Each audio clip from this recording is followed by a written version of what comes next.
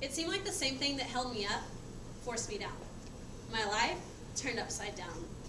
Nothing was the way that it was supposed to be, and a heavy sadness filled my soul.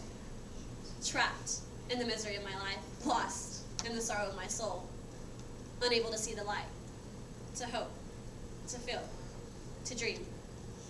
Every child in the foster care system constantly has this running through their brain. It feels like a never-ending uphill climb, a battle that cannot be won. Foster care in America is at its highest point, and I believe that it is time to shine some light on the situation. I believe that the best way to do this is to first assess the mental and emotional toll it has on children, next look into the situation in America, and finally realize that this is a never-ending cycle that must be stopped. So first, when taking a look at foster care here in America, at first glance, when typing it even into the World Wide Web, you immediately get things such as this, pictures of happiness and joy. These children are portrayed as bundles of joy, nothing but happiness. Be a superhero for this child. But what they really don't understand is that although being perceived as this will increase the number of foster parents, it's not the actuality of the situation. So let's shine some truth on the situation at hand.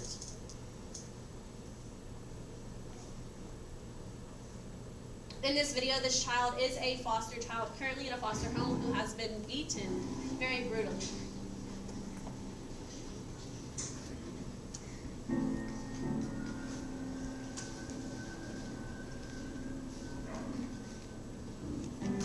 My past defines me. This is who I am.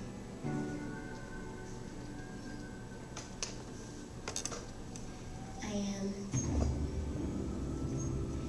unseen, unheard, unwanted.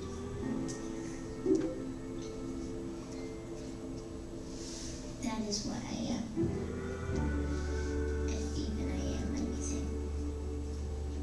Just through this small clip, we can see that that bundle of joy, that happiness, that go-lucky child is not that at all. This child has been in a foster home for only 2 months and already appears like this.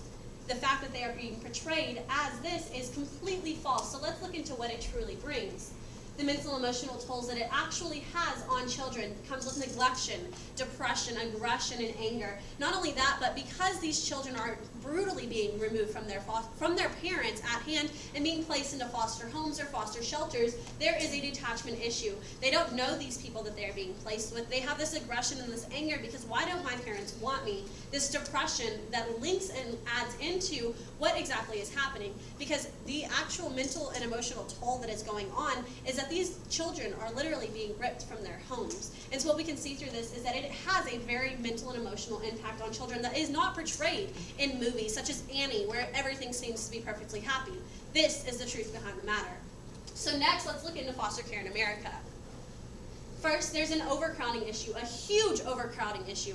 4 million children are currently in foster homes in America. They come in contact with this foster care system every year, not meaning the foster care home that I'm in currently, which is that of a foster placement. I'm talking about foster homes, and the reason behind this is because when a foster child is placed with a home, usually again they are seen as this bundle of joy that they're going to receive.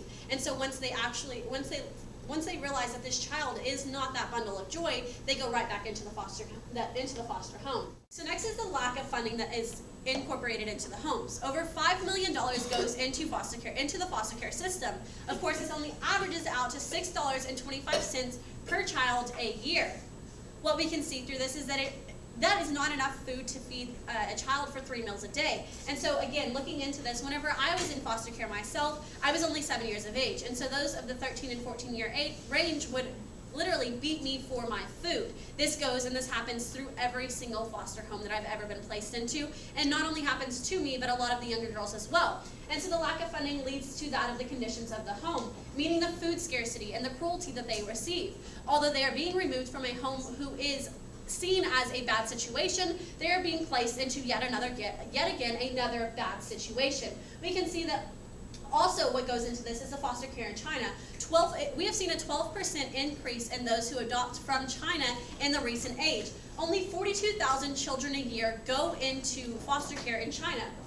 their care in their homes are more sufficient due to this. What we can realize through that is that although there are less children there opposed to that in America, they have a much better sufficient care here. So what we have to understand is that the only way to address the cruelty and the food scarcity that goes on is to first understand the situation at home. 4 million children a year go into foster care and go into this. And so of course this brings me to my third and final point, which is that of the cycle that goes on in foster systems. And that is there are more than 20,000 children each year that never leave the system. This is called aging out. Once you reach a specific age, you simply just go into life, brutally are just thrown out into the world with no help or no means to prepare you for this situation. And so of course 30% are homeless in America.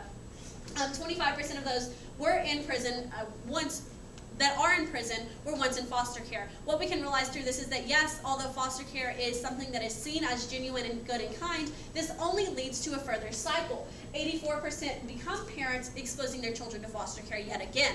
These children really, literally, they believe that the only true way to get love is to have another child, to have a child that will truly love them. And so they get pregnant, and yet again, their child is placed into foster care because they cannot adequately sustain their child and meet their needs. Again, 51% are unemployed.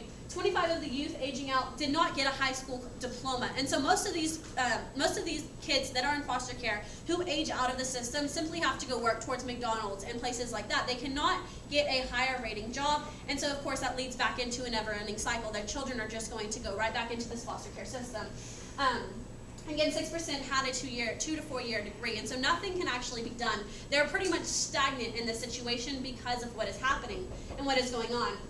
And so what I just want to get out of this, what I want to get out of this is to realize and understand that yes, this is a major cycle, and over 4 million kids are in this cycle that is only going to be repeated.